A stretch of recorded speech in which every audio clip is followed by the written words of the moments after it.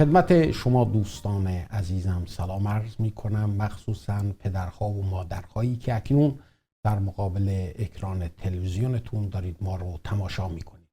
فریدون هستم، از برنامه 4 در تربیت فرزندان دارم با شما صحبت می کنم. اگر برنامه‌های گذشته ما رو ندیدید، این برنامه‌ها در یوتیوب هستش، در وبسایت fereydun.com هستش، میتونید در اونجا این برنامه ها رو تماشا بکنید.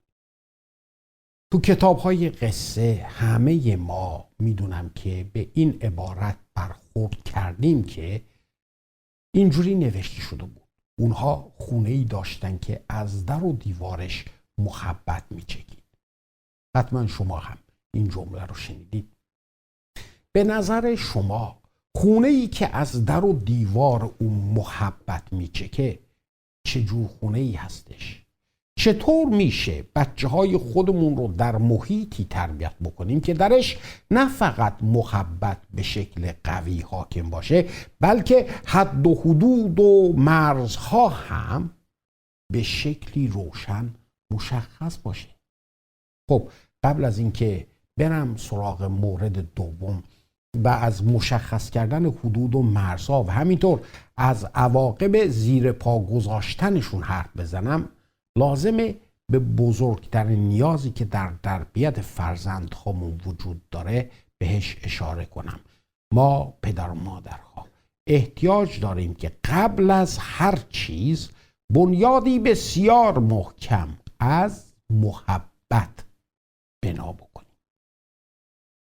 سمیناری رو به خاطر دارم که در رابطه با تربیت فرزندان تشکیل شده بود.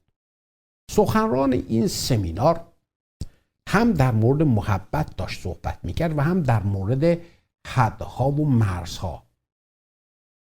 در اواسط صحبتش به شرکت کنندگان سمینار این فرصت رو داد که در رابطه با موضوع کنفرانس که تربیت بچه ها بود، اون چرا که خود اونها باور دارند اونها رو مطرحش کنند. فکر کنم برای شما جالب باشی که اینجا به برخی از چیزهایی که حضار عنوان کرده بودند اشاره بکنم. یه فرد میان سالی بلند شد و اینطور گفت: ما مسیحیان باید بیشتر از دیگر مردم سعی کنیم. ببینید در 2 پتروس فصل 1 آیه 5 ما اینطور میخونیم: به سعی تمام بکوشید تا به واسطه ایمان خود نیکویی بار آورید. انسان میتونه تا بی نهایت از فیض و محبت بدون قید و شرط صحبت بکنه، ولی حقیقت مهمی رو این آقا میگفت، ولی حقیقت مهمی رو نباید فراموش کرد. درسته که فیض خدا ما رو نجات میده، ولی اگه میخواهیم که او رو از خودمون خوشنودش بکنیم، اون آقا میگفت از جانب ما هم انتظار میره که نسبت به او متعهد، منضبط و جوابگو باشیم. یه زن جوونی که کنار شوهرش تو همون ردیف‌های جلو نشسته بود بلند شد و اینطور اظهار نظر کرد: به نظر من اصل بنیادین در تربیت فرزندان اینه که به اونها احترام به بزرگتر رو در منزل و احترام به مراجع اقتدار رو تو جامعه یادشون بدیم. ما والدین نیاز داریم که حقیقت فرمان 5 10 فرمان خدا رو مثل پایه محکم در خانواده‌مون بذاریم. فرمانی که به تأکید زیاد داره میگه که پدر و مادر خودت رو حرمت بدار. اینم نظر اون خانم جوان بود. یادم میاد یک خانم مسن بلند شد و واقعا هم صدای خیلی قشنگ و شیرینی داشت و اینطور گفت: میدونید در تربیت بچه هامون چه اصلی باید به عنوان پای عمل بکنه؟ محبت بی قید و شرط. ما احتیاج داریم به فرزندامون نشون بدیم که علیرغم هر آنچه که بکنند ما کماکان اونها رو دوستشون داریم و کماکان سعیم خواهیم کرد که زمینه‌ای به وجود بیاریم که جا رو برای اون اطاعتی که اینها از روی میل و رغبت انجام بدن باز بذاره. یه آقایی با موهای جوگندمی و سیبیلی پرپشت بلند شد و با صدایی پر از طنین اینطور گفت: من مسیحی هستم و پدر 2 نوجوان، یکی دختر یکی پسر. من به این نتیجه رسیدم که زمانی که آنها دارن نااطاعتی میکنند و حدود رو زیر پا میذارند، نمیتونیم دائم از عنصر بخشش استفاده کنیم. باید برای این بخشیدنهای ما هم حدی باشه. زمانهایی پیش میاد که احتیاج دارید با اونها سختگیر باشید و اگه نمیخوان که در چارچوب مقررات منزل زندگی بکنند، در خروج از منزل رو بهشون نشون بدید. خب واقعا که خیلی این رو با محکم و صراحت داشت میگفت و وقتی که این حرف رو زد واقعا سکوت سنگینی بر سالن حاکم شد.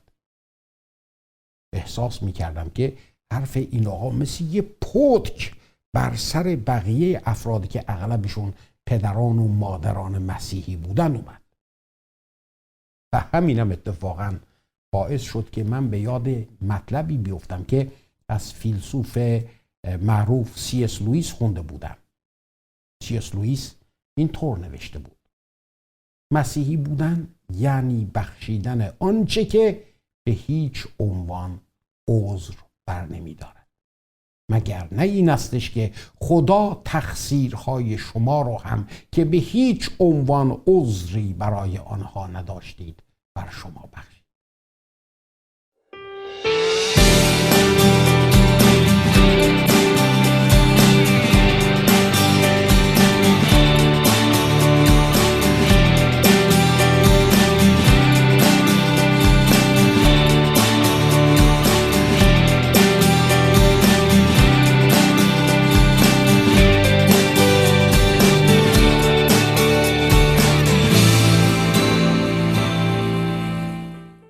یه روزی تو سفری که به یکی از این کشورهای اروپایی داشتم، بعد از موعظه یک شنبه در کلیسا، زن و شوهری پیشم اومدن و خواستن که اونها رو در اختلافی که داشتند راهنماییشون بکنم.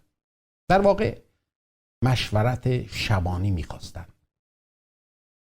هر دوشون روی یه مطلب توافق داشتن.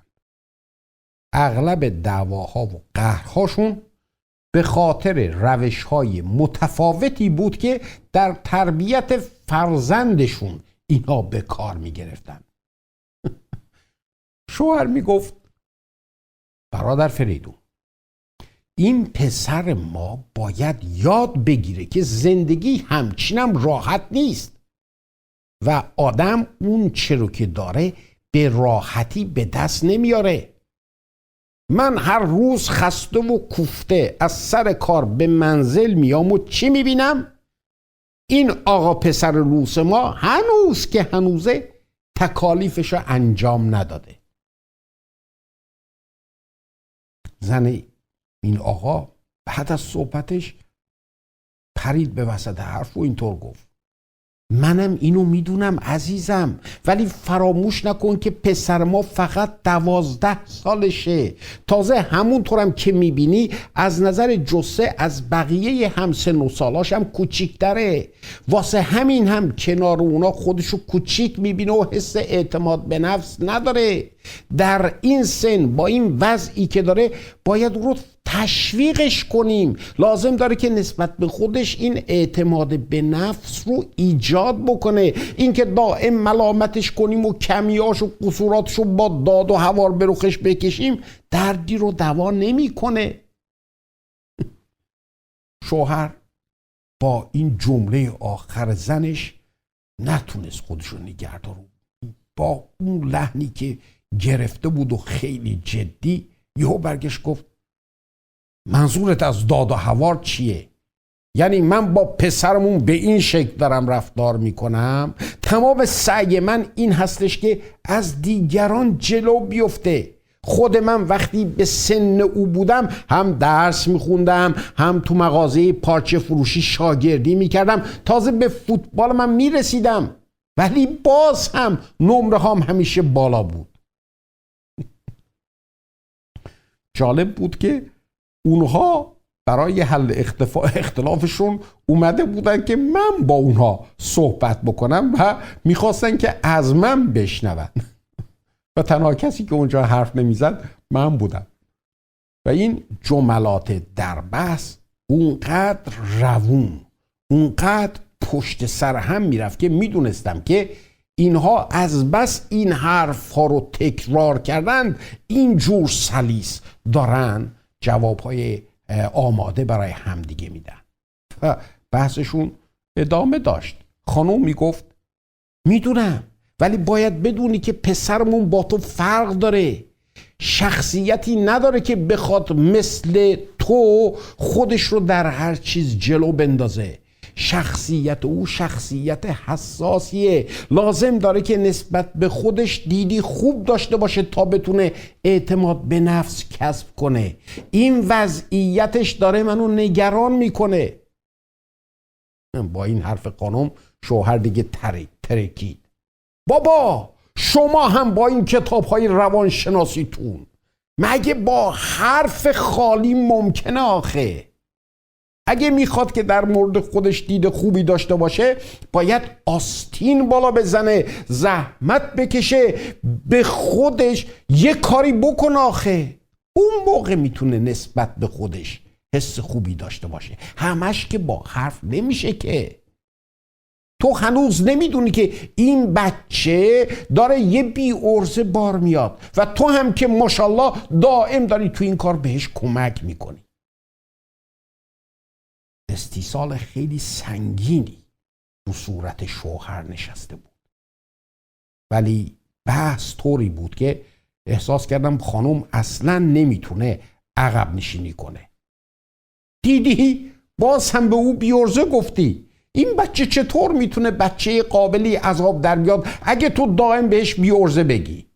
و شوهر نه خانم، من فقط میخوام که زندگیشو قدری جمع و جور کنه، قدری انضباط داشته باشه. هر روز که داره از مدرسه میاد دائم مشغول بازیه و هرچم که آقا طلب میکنه که از شما میگیره و شما سرکار خانم هم که ایستادین و صرفا دارین تماشا میکنین. و خانم نه خیر، هیچم اینطور نیست. من فقط میخوام که دائم به او گفته نشه که چقدر از بقیه عقب مونده و لازمه که بهتر از اینا باشه. بچه ها با تشویقه که بهتر بار میان، نه اینکه دائم به سرشون بکوبی که چقدر عقبن. مگه تو خودت یادت نیستش که بابات با تو چی میکرد و تو خودت چه احساسی داشتی؟ حالا شوهر بله پدرم سختگیر بود، ولی همون سختگیریاش منو تو زندگی به جلو انداخت. ببین امروز به کجا رسیدم.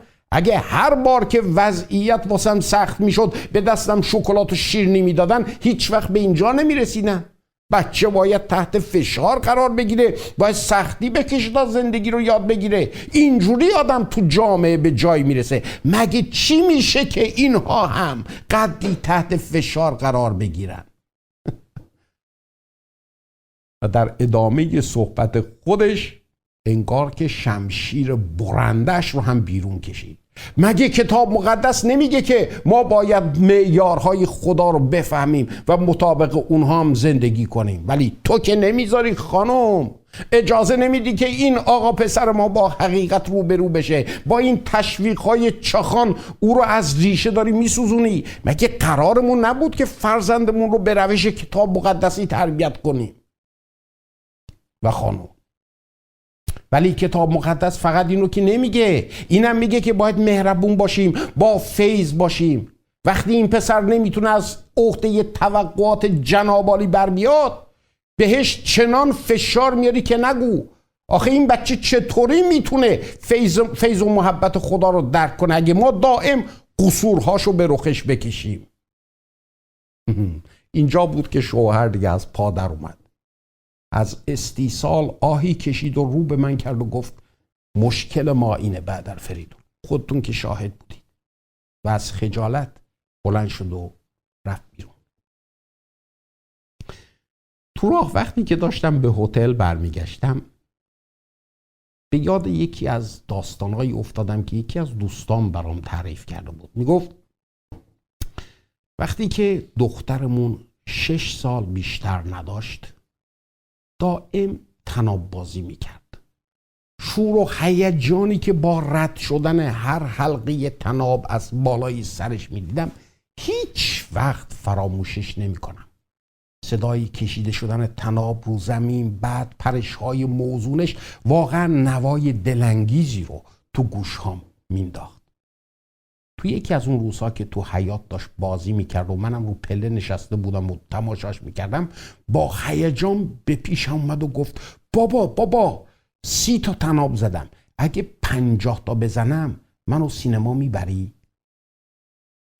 در حالی که خنده‌ام گرفته بود بهش گفتم البته که میبرم. دخترم با هیجان جیغ زد آخ جون. واسش رفتن به سینما و نشستن تو اون سالن با دیگر مردم انگار کاری خیلی گنده بود. راستشو بخواید بهش حق میدادم. اولین بار که من با پدرم رفتم سینما 12 سالم بود. اینو دوستم میگفت. قبل از اینکه طنابو برداره و بره وسط حیاط گرفتمش و بهش گفتم دخترم حتی اگه 50 تا هم نزنی بازم تو رو میبرم سینما. میبری بابا؟ ازم پرسید. گفتم البته که میبرم. اینجا بود که دخترم در حالی که با طناب به وسط حیاط داشت میدوید فریاد زد به به معرکه شد. از پشت صداش کردم گفتم دخترم یه دقیقه صبر کن.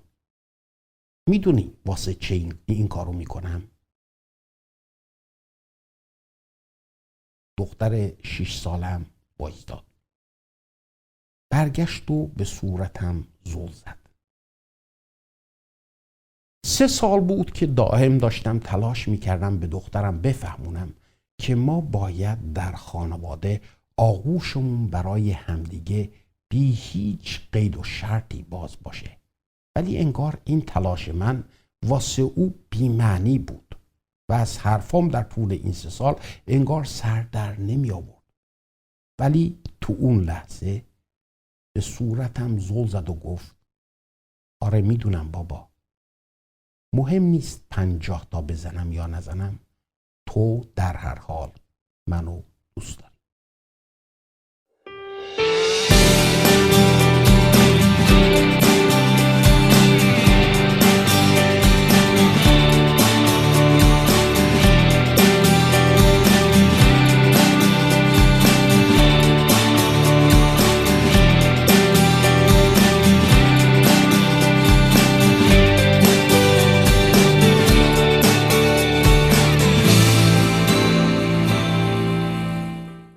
کتاب مقدس در رابطه با محبت و چگونگیش خیلی حرفا واسه گفتن داره.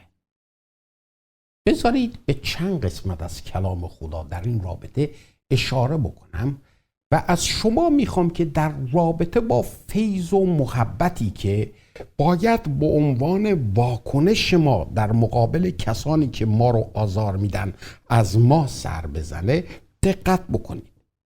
شاید این قسمت ها خودش حقایق مهمی رو از شیوه تربیت فرزنداتون واسه شما آشکار بکنه. مزمور 103 آیات 6 تا 14.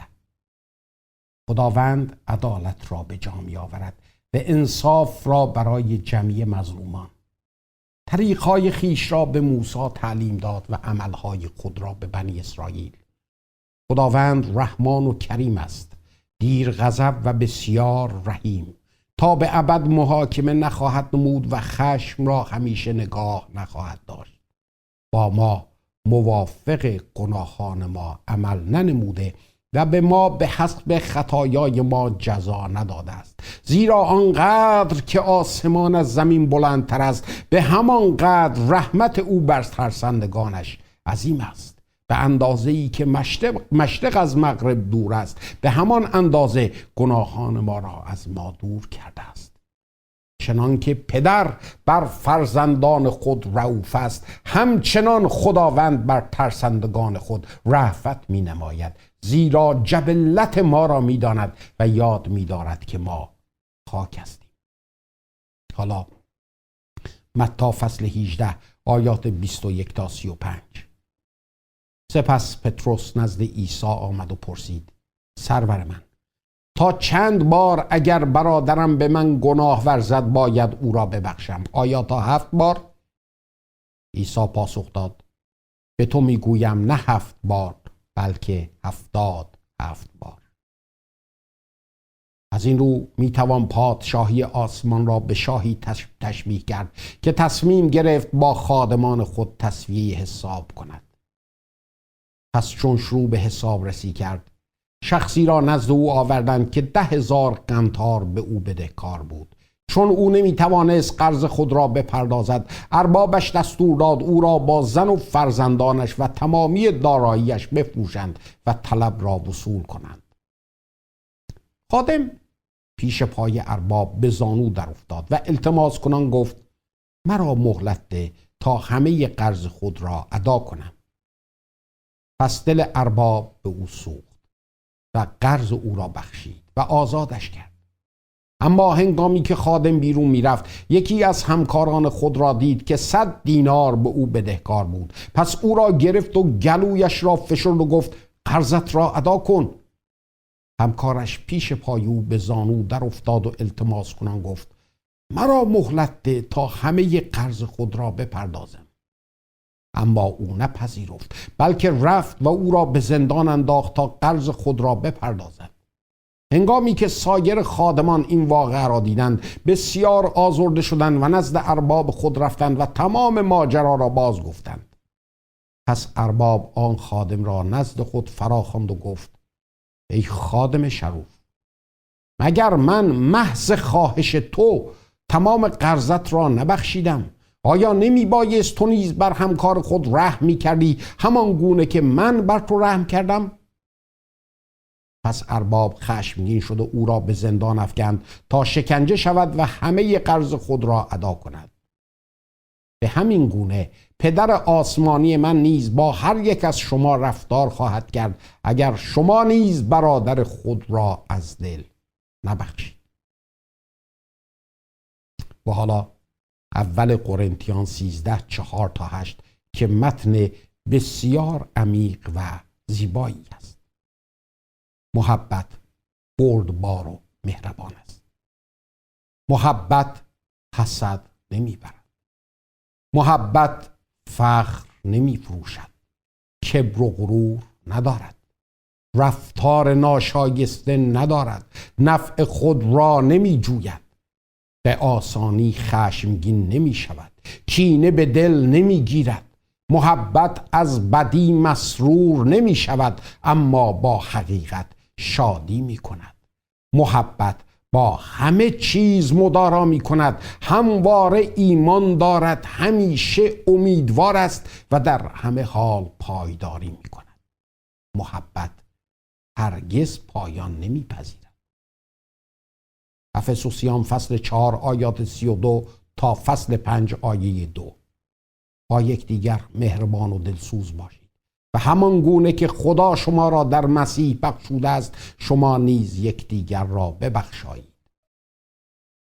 پس همچون فرزندان عزیز از خدا سرمشق بگیرید و با محبت رفتار کنید، چنان که مسیح هم ما را محبت کرد و جان خود را همچون قربانی و هدیه‌ای عطرآگین در راه ما به خدا تقدیم نمود. لوقا فصل 15 آیات 11 تا 32 که یکی از مثلهای بسیار معروف عیسی مسیحه و عیسی مسیح اینطور میگه: مردی را 2 پسر بود. روزی پسر کوچک به پدر خود گفت: ای پدر، سهمی را که از دارایی تو به من خواهد رسید اکنون به من بده. پس پدر دارایی خود را بین آن 2 تقسیم کرد. پس از چندی پسر کوچکتر آنچه داشت گرد آورد و راهی دیاری دوردست شد و ثروت خویش را در آنجا به عیاشی برباد داد. چون هرچه داشت خرج کرد، قحطی شدید در آن دیار آمد و او سخت به تنگ دستی افتاد. از این رو خدمتگزاری یکی از مردمان آن سامان پیشه کرد و او وی را به خوکبانی در مزرعه خویش برگماشت. پسر آرزو داشت شکم خود را با خوراک خوک‌ها سیر کند، اما هیچ کس به او چیزی نمیداد. سرانجام به خود آمد و گفت: ای بسا کارگران پدرم خوراک اضافی نیز دارند و من اینجا از فرط گرسنگی تلف می شوم. پس برمیخیزم و نزد پدر میروم و میگویم: ای پدر، به آسمان و به تو گناه کردم، دیگر شایسته نیستم پسرت خوانده شوم. با من همچون یکی از کارگرانت رفتار کن. پس برخاست و راهی خانه پدر شد. اما هنوز دور بود که پدرش او را دیده دل بر وی بسوزاند و شتابان به سویش دویده در آغوشش کشید و غرق بوسش ساخت. پسر گفت: پدر، به آسمان و به تو گناه کردم، دیگر شایسته نیستم پسرت خوانده شوم. اما پدر به خدمتکارانش گفت: بشتابید، بهترین جامه را بیاورید و به او بپوشانید، انگشتری بر انگشتش و کفش به پاهایش کنید. گوساله پرواری آورده سر ببرید تا بخوریم و جشن بگیریم، زیرا این پسر من مرده بود زنده شد، گم شده بود یافت شد. پس به جشن و سرور پرداختند. و اما پسر بزرگتر در مزرعه بود. چون به خانه نزدیک شد و صدای ساز و آواز شنید، یکی از خدمتکاران را فرا خواند و پرسید که چه خبر است. خدمتکار پاسخ داد: برادرت آمده و پدرت گوساله پرواری سر بریده، زیرا پسرش را به سلامت باز یافته است. چون این را شنید برآشفت و نخواست به خانه درآید. پس پدر بیرون آمد و به او التماس کرد. اما او در جواب پدر گفت: اینک سال هاست تو را چون غلامان خدمت کردم و هرگز از فرمانت سر نپیچیدم. اما تو هرگز حتی بزغاله‌ای به من ندادی تا با دوستانم ضیافتی بپا کنم. و حال که این پسرت بازگشته است، پسری که دارایی تو را با روسپی‌ها برباد داده، برایش گوساله پرواری سر بریده. پدر گفت: پسرم، تو همواره با منی و هر آنچه دارم مال توست. اما اکنون باید جشن بگیریم و شادی کنیم، زیرا این برادر تو مرده بود زنده شد، گم شده بود یافت شد. تو این داستان که مسیح میگه پدر که تمثیل کننده خدا هستش، ما رو کمک میکنه تا مفهوم تربیت سالم فرزندامون رو درکش بکنیم. اصل مهمی که تو این داستان هستش و باید اونو به خاطر بسپارید اینه: فقط محبت بدون قید و شرط هستش که میتونه به فرزند این آزادی رو بده که منزل رو ترک بکنه. و تنها محبت بدون قید و شرط هستش که میتونه به فرزندی که پشیمان هستش بخشش بازگشت به منزل رو عطا بکنه. ما وقتی میتونیم وسعت محبت این پدر رو درک بکنیم که اون چه که این فرزند از پدر طالب بود، اونو در چارچوب فرهنگی خودش مطرح بکنیم. ببینید، پسر با این چیز که از پدرش میخواست، یک، احترام پدر رو داشت زیر پا میذاشت و صداقت و درستی پدرش رو داشت زیر سوال قرارش میداد. دو، رابطه ای رو که با پدر داشت به زیر پا داشت میذاشت، انگار که گفته باشه ای کاش تو مرده بودی. سه، مسئولیت خودش رو در مقام فرزند داشت به زیر پا میذاشت و وظیفه پسر بود که در سنین کهنسالی پدرش ازش مواظبت بکنه، ازش نگهداری بکنه. 4. باورها و سیستم ارزشی خانواده خودش رو داشت زیر پا میذاشت. او با سفر به سرزمینی دوردست میبینیم که خودش رو به خدمت باورها و سیستم‌های ارزشی اون دیار میسپاره این پسر.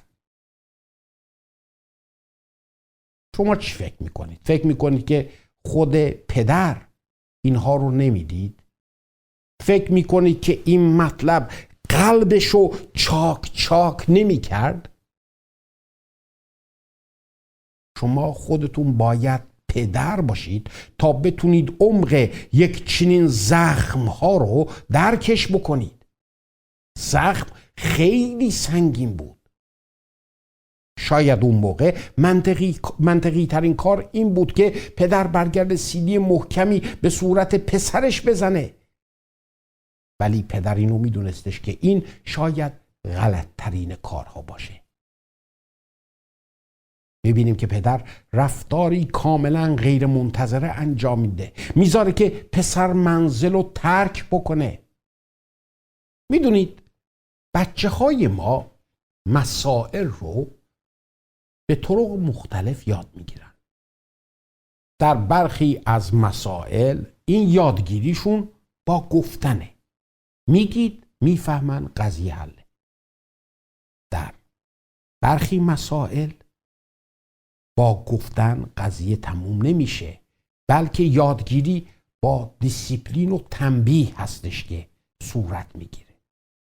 ولی مسائلی هم هستش که عزیزان لازمه ما پدر و مادران از سر راه بچه هامون بریم کنار و بذاریم که خودشون درستی و یا غلط بودن اونو تجربه بکنن. کاری که این پدر در این مسئله